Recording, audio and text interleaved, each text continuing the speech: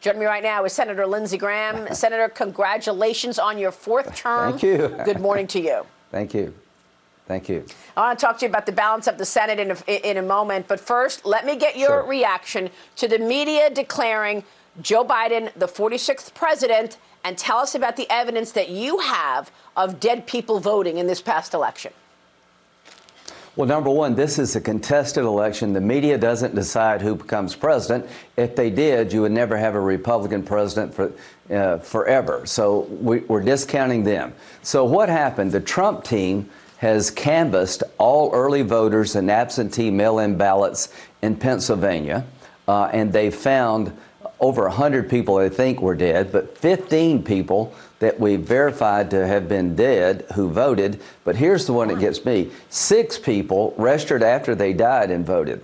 In Pennsylvania, I guess you're never out of it. If Republicans don't challenge and change the U.S. election system, there'll never be another Republican president elected again. President Trump should not concede. We're down to less 10,000 votes in Georgia. He's going to win North Carolina. We've gone from 93,000 votes to less than 20,000 votes in Arizona, or more votes to be counted. There are allegations of system failure, fraud. John James, do not concede. These computers in Michigan do not pass the smell test. Keep fighting for every legal and live vote. Well, Senator, you were briefed by the campaign yesterday, and one thing that we spoke about over the phone this weekend was this postal worker who has a sworn affidavit saying that supervisors were backdating ballots. What can you tell us about that? Right. The FBI is investigating it along with the postal inspector, and our committee will be talking to this gentleman. I don't know where that goes, but I do know that we have evidence of 6 people in Pennsylvania registering after they died and voting after they died, and we haven't looked at the entire system. So to my Republican colleagues out there, we have to fight back or we will accept our fate. I want Pennsylvania to explain to the American people how 6 people after they die can register and vote in Pennsylvania. I want the computer systems in Michigan that flip votes from Republicans to Democrats to be looked at, and the software was used all over the country. There's a lot of shenanigans going on here. If I were President Trump, I would take all this to court. I'd fight back, and from a Republican point of view, mail-in balloting is a nightmare for us. The post office is now the new election center. It's the Wild Wild West when it comes to mail-in balloting. Everything we worried about has come true. So if we don't fight back in 2020, we're never going to win again presidentially. A lot's at stake here. Senator, you sent a letter to Attorney General Bill Barr and Director Wray saying that your office has received the affidavit from Richard Hopkins, the postal worker in Erie, Pennsylvania. What are you going to do with this evidence? What are you expecting the DOJ to do?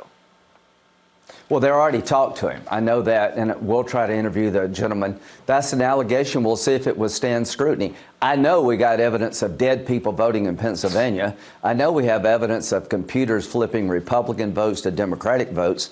There's a lot of things being alleged out there that need to be looked at. The media could give a damn how Trump loses as long as he loses. They've declared Biden the winner. They'll never take any of this stuff seriously.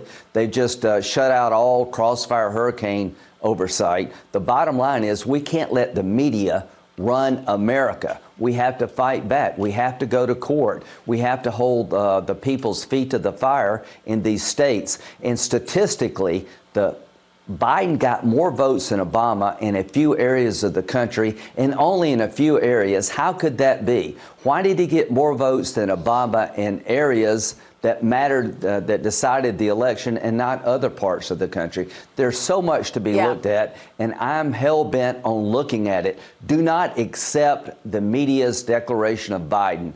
Fight back.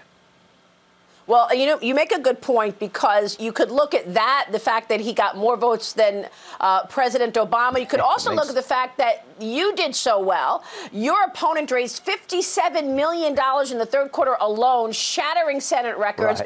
Voters voted you to a re-election term. And the same that we just heard with Kevin McCarthy. It's odd to me that that would happen and President Trump still loses. Tell me about the Georgia runoffs in January. This is critical in terms of whether or not if Joe Biden is the president, he will be able to get through some of those progressive policies that many people are afraid of, like big spending programs and big tax increases.